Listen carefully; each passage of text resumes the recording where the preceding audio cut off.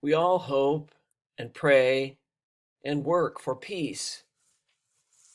Peace in our world, peace in our country, in our cities, peace within our families, peace within our own hearts.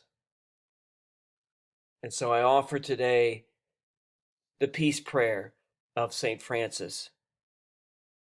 Let us pray. Lord, make me an instrument of your peace.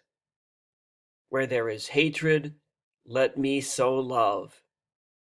Where there is injury, pardon. Where there is doubt, faith. Where there is despair, hope. Where there is darkness, light. Where there is sadness, joy.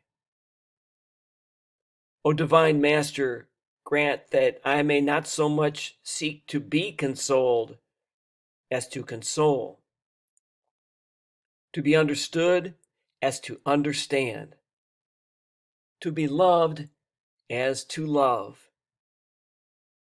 For it is in giving that we receive. It is in pardoning that we are pardoned. And it is in dying that we are born to eternal life. Amen.